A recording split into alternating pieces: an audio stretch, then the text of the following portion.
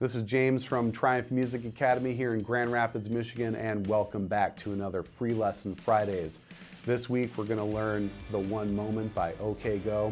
It's got a really cool video, it's blowing up everywhere, so we're going to do it. But before that, go to triumphmusicacademy.com and sign up for your free in-person lesson if you live in Grand Rapids. Or in Michigan in general. We've got people traveling from all over the state, which is really cool. If you don't live in Michigan, we also do Skype lessons. And if you have any questions or suggestions for videos that you'd like to see, just plug them in the comments section. All right, so here we go. So this is a pretty simple song. It should be easy to learn, utilizes a lot of first position chords. So this should be a relatively short video, and you can get this up and running in no time. But what I'm seeing a lot is the pre-chorus. It confuses some people. So I'm here to demystify that a little bit. The song is in a pretty guitar-friendly key of G major, and the first thing we're going to look at is the intro/motive, which starts with a G major chord. Then you have a C, E minor, and then C again. So let's play along with the recording. Here is the intro/motive.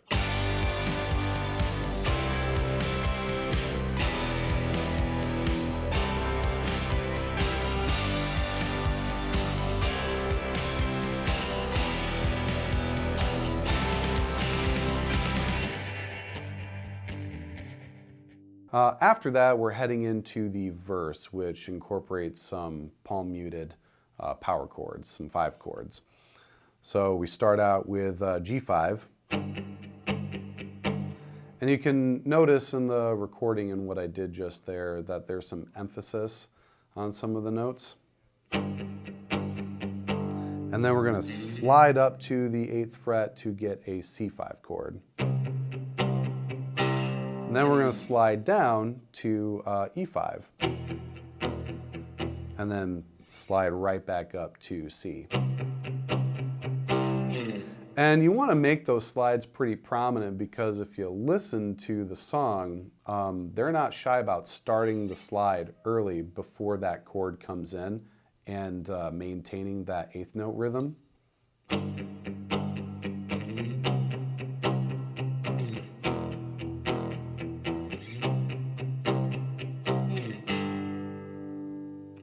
So here's the verse with the recording.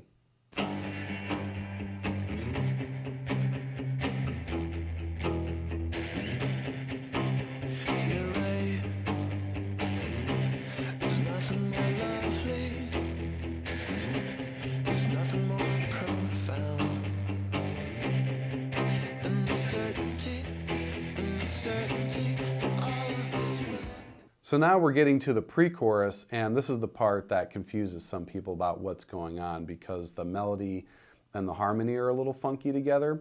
But I'm going to break that down and make it really understandable, like why it is the way it is. But first we're going to go on our G string, and we're going to play the B that's on the 4th fret. We're going to repeat that and then play the C on that same string. Then we're going to slide up to D after repeating the C, and then we're going to repeat the D, and then we're going to play an E flat. And then we play that E flat again and start that over.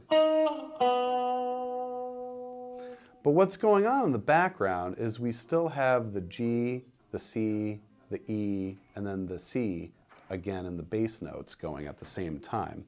So what would be really cool is if you played those tones together at the same time. So I've prepared a fingering to show you for that. So we've got G and B. And notice that I'm using my first finger here and blocking the rest of the strings in a bar, but I'm just touching them. So the only thing that you're hearing is this G and this B. And the reason why this works is because G and B are both tones in the G major chord. Then we're going to make an octave of C.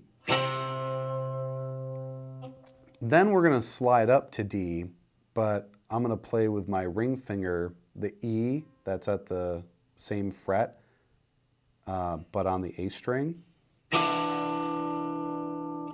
And you can also, if you want to, play the open E string. So you get these 2 octaves.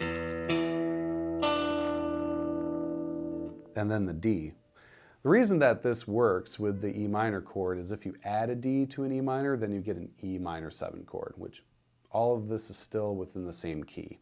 And the next thing we're going to do is now move that pinky forward, playing the E flat, and then playing C with our ring finger again on the E string.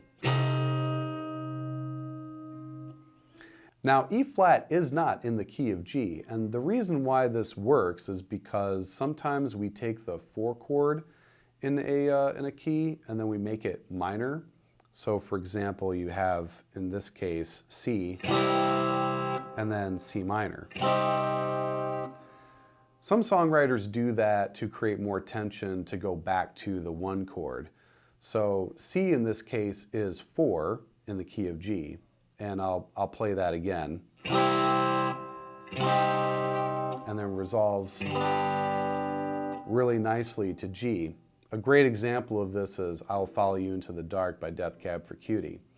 So in this song, OK Go is just passing over playing the C major and just going directly to the C minor in order to create more tension and go back to the G, which is the next chord after it. So I'll play all these together.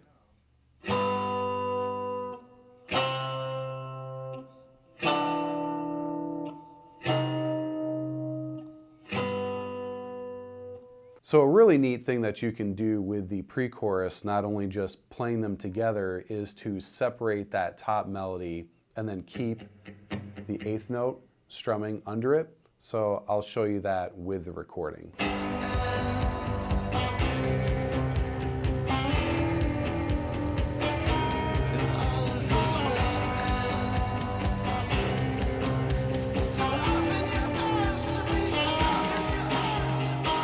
Or if you just want to do it, both of those notes playing together, that's fine too. So here we go.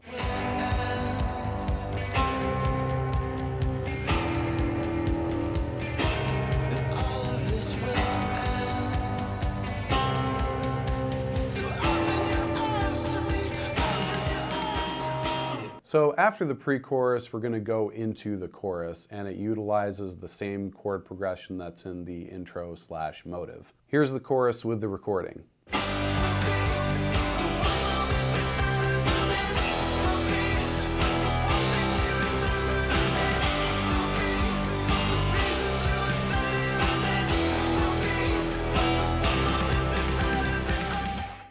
So I think there's only one more part to this song, and that is the post-chorus/bridge where they sing, "So Won't You Stay With Me?" And that brings in a D chord, which really signifies the fact that we're in the key of G major.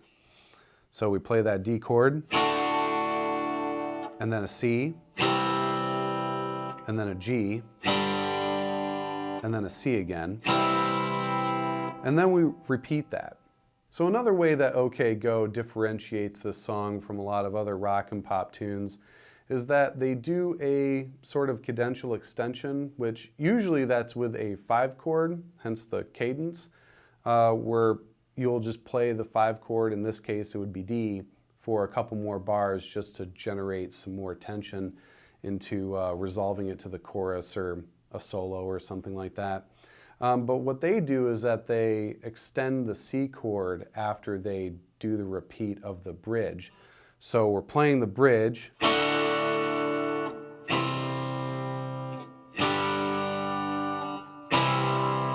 and then once we hit the C, we repeat it for 3 more measures, you know, to total 4.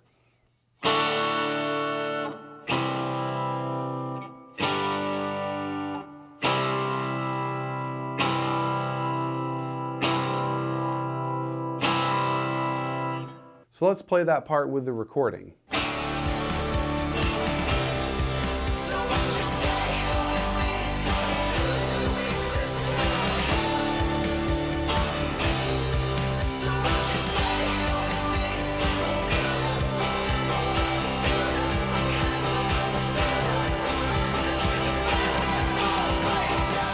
So all the parts that we had done before carry out the rest of the tune, where we go back into the verse part with the 5 chords, and then we do the chorus again, bridge again, and then you can either keep strumming the G5 at the end while the drums are playing,